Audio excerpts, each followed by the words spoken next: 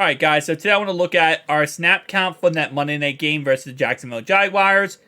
Who got the most snaps, which players got more snaps than others, and also, of course, what rookies got involved.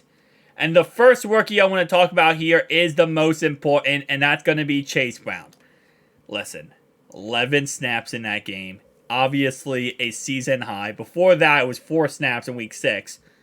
15% of the offense. Kind of phased out Travion Williams a little bit in this game, even though he ran the ball 31 times. He only played 5 snaps.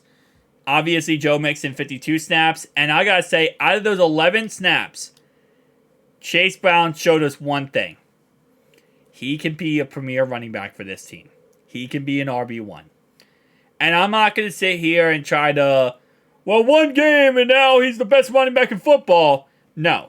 That's why I said he could be. I'm not saying he is an RB1. I'm saying he could be in the future. But that's how good he looked in that one game. 60 rushing yards in that game versus a very good defense in the Jacksonville Jaguars. Was he running in situations that were always perfect? No. That's the thing. He was making plays himself. He was going out there and getting rushes and being successful by himself without being put in the dream scenarios possible. And that's exactly why we drafted this guy. We drafted him because he has speed, he's nifty, and he has explosiveness. And that's exactly what he did. Now, I made a video last week talking about this with the whole Joe Mixon situation because I think it was Cincinnati Bengals said that we need to kind of go away from Mixon and go toward Chase Brown as an RB1.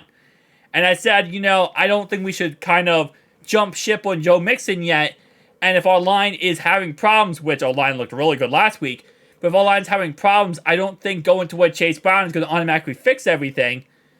But I will say, after seeing him play and seeing actually some snap counts of him, he needs to be a 1A, 1B with Joe Mixon. And maybe in certain scenarios, yeah, you could see him as the main running back for a drive. One drive, Chase Brown, one drive, Joe Mixon. I would like to see him get more into the passing game. Obviously, he only played 11 snaps, but we saw in, preseason, this guy could catch the ball. He was a great pass blocker. He was catching screen passes, right? So we could see him get involved a little bit more in that game would be awesome. That's why the next 4 weeks is going to be really cool because we have time to evaluate these players. But not having to have Joe Mixon on the field 52 snaps a game or 65 or 71, 64 is going to be nice. We needed a replacement for Samaje Perine. This whole entire year, we haven't given Chase Brown any chance to show us potentially if he could be that guy, right? We have been very kind of like isolated. Nah, we don't want to look at him. We don't want to look at him. And now we're finally looking at him. And guess what? He's good. Those 11 snaps, he's made the most out of every single one of those 11 snaps. And that is more than I could ever have expected when he first started running the ball for us again. I guess since week 6. So that is amazing. And I love that. And I think moving forward, we need to start utilizing him a lot more.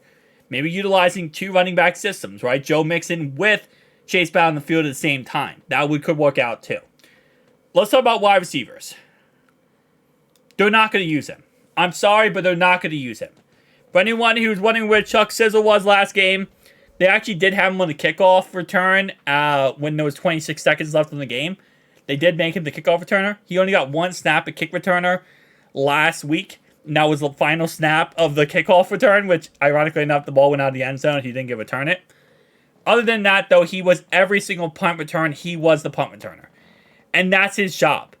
And while, yes, I would love to sit here and say that we're going to see him more in the offense, utilize, different packages throughout the next, 4 weeks, I am now convinced he's not going to get more than 1 or 2 snaps in the next 4 weeks. Like, he's going to get 2 snaps or 3 or maybe 4 a game for the next 4-week period. He's not going to get utilized that much. Again, I think a lot of that does come down to the fact that they want Chuck Sizzle to, he's had injuries, obviously, this year. He broke his thumb, right? He got hurt in preseason with his shoulder. And I think, I've said this many times, but I'll kind of repeat if anyone's new, I think they want to make sure he's not going to get injured. And right now, he's a great punt returner for us. We have faith in him. We trust him. So if we don't need to utilize him on offense right now, then that's why they're not utilizing. Now, what I don't like that, and this is my personal opinion, is that we need to see what we have in the guy. Because the reason why we drafted Chuck Sizzle was to be a replacement eventually for Tyler Boyd. He's a slot receiver. Tyler Boyd's a slot receiver. Yoshi was supposed to be an outside receiver and a replacement for T. Higgins. Obviously, T. Higgins came back this week. That we saw, Yoshi only had 7 snaps. Trent Irwin had 15 snaps. But again, Chuck Sizzle had 1 snap. And I think, in the perfect world, in my opinion, we should put him out there and see what we have in him. And I don't think he's a bust in any stretch of imagination. I think he could be a really great receiver. In my personal opinion, I think that this Purdue receiver could easily be a top 6 receiver for us. That's my expert analysis. I'm just kidding, guys. No, I really truly believe that he can be a pretty solid above average receiver for us. But we have to give him a chance. It's kind of like Chase Brown. You don't give him a chance, it's never going to work out. We didn't give Yoshi a chance, the first 3 weeks of the season. Then we started giving him a chance, and guess what? It worked out pretty well. He has 2 touchdowns on the season. And this is what I'm saying moving forward the next 4 weeks. This is what I want to see. I want to see these players get utilized and get a chance. Now, my projection is I don't think he's going to get much of a chance. Is it possible he does? It's definitely possible he does. And today, though, I don't think he's going to. And it is what it is. They have their guys, and they're going to kind of just try to utilize what they want and what they want to have out there. And maybe, again, we don't see practice. We don't see all the practices every single day of different players practicing. Potentially, I'm not saying this is happening. Potentially, though, maybe Chuck Sizzle isn't running routes correctly in practice. Maybe he isn't looking that good in practice. And they're like, well, you know what? We don't want to put you out there because obviously every play counts. Every play matters, especially with our backup quarterback in. So let's just utilize guys we have. And maybe that's the case. Again, like I said, I don't know all the details, all the behind-the-scenes stuff. But I would love to see him utilized more on offense.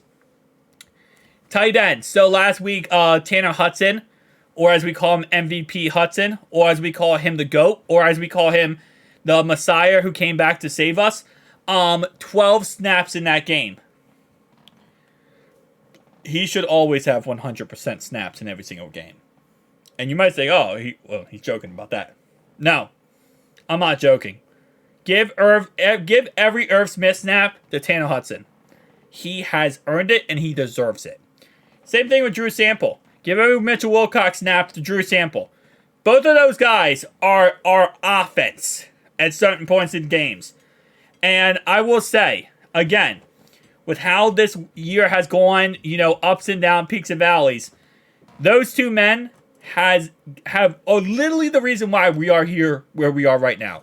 And I mean that in a positive way, not a negative way, in a positive way. We're 6-6 and not worse because of those 2 men right there. Give them more snaps. Defense. BJ Hill, 53 snaps. It's not really what we care about because you already know if we're talking about defense, we're talking about one player in particular on the defensive line. It's not Jay. It's not Josh. It's not Zach Carter. It's not DJ Reader. It's Miles freaking Murphy. So Miles Murphy had his lowest snap count last week since week 9. Now, for perspective, there was 69 snaps on defense in this game. He played 17% of those snaps, so he played 12 out of 69 snaps. That was again, like I said, a season low since week 9. And he's a rookie, right? He's going to take time to develop. The problem is, I feel like you can't put him out there more, right? Because unlike Chuck Sizzle, who really, and at the end of the day, is a lot of his running routes. When it comes to Miles Murphy, if he's not working, if he's not getting the job done, you cannot put him out there and risk, not having someone else like Cam Sample out there. Because if he's out there, then what that means is you're now taking away that one snap. You have less of a chance to get to a quarterback then if you have Miles Murphy out there outside of having, Sam Hubbard or having Trey Hendrickson or Cam Sample in a rotation or Joseph Asai.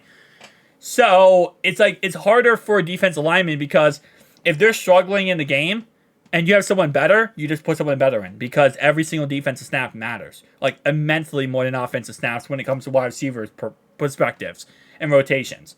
So, like, when you have Miles Murphy, 12 snaps, that probably means he was not doing good early. And they were like, okay, he's not getting the job done. So then they kind of just rotated more with Trey Hendrickson, Sam Hubbard. And obviously they rotated all three of these guys. 8 snaps, 12 snaps, 11 snaps. So it is what it is at the end of the day. Like I said before, we're going to hopefully see him get more time and more utilization over the next 4 weeks. And he did actually have a tackle on the running back in this game, where he actually grabbed the running back by his jersey and threw him out of bounds, stopping him from getting a first down. So again, like I said, there are positives to take away from that. But yeah, no, it's not really too positive, I will say. So 12 snaps. Hopefully he gets more snaps overall wise, but we'll have to wait and see on that one. All right, cornerback wise, with Cam Taylor-Britt out for the season, I was expecting to see a lot of snaps from other cornerbacks, and there simply wasn't. Mike Hilton, DJ Turner, and Cheeto. We only ran 3 cornerbacks in that game, with DJ Turner playing 100% of the snaps, Cheeto playing 100% of the snaps. Every snap, those 2 guys were out there. Mike Hilton was out there 81% of the time. And yeah, we didn't play any Jalen Davis. He was active. We didn't play him. And then for Poison Ivy, he only played 3 snaps, which I found very interesting and also kind of weird. I don't know why he would only play 3 snaps. Like, I guess our defense we were running it's just a weird defense then. Because we weren't running man coverage then, because we had mainly zone if you look at it, because you wouldn't got 3 corners out there at all times. Well, 2 corners out there at all times, and they were rotating between Nick Scott and Mike Hilton. Jordan Battle was in there, obviously different packages at the safety position, Dax Hill too. But yeah, no, this defense, this secondary, the whole thing we've been kind of criticizing them on, I will say a little bit, is that hey, listen, this secondary is having problems, the secondary is getting shredded, 3rd down and longs end up being 1st down guaranteed, there's problems, and this is the reason why. We're not really utilizing a lot of these guys that much. We're kind of keeping guys out there for long drives, and I guess that is a little bit of the defense, longer drives, the guys out there, but we're not able to rotate guys as much. And again, that's mainly because of our depth of our secondary. Cam Taylor-Britt was out, so we're not able to really rotate guys in. And if we believe Poison Ivy, for example, isn't doing great, and he did play 12 snaps last week, which was a career high, so it's very possible he didn't look good last week against the Steelers. So they thought, hey, listen, he's a liability to put him out there, so let's go ahead and just go with, a 2 cornerback set. Mike Hilton is 3rd most of the time, and if not him, a safety in there. So, interesting, very interesting. And then our final one, I'm going to take away my face here so we can see it. Jordan Battle, 88% of the snaps last week, which makes perfect sense. It's his job at this point. 9% for Nick Scott, and then 100% for Dax Hill. So, overall-wise, I mean, it was a interesting game, and I think that what we can kind of take away from all this is, again, the rookies are going to get more utilization, but we're going to see how much more. And I think Chase Brown is going to be really the only one who gets a lot. I think the other guys might get a tad bit more, but not to a point like Chase Brown. So, tell me down below your thoughts and opinions. I'll see you at the next one.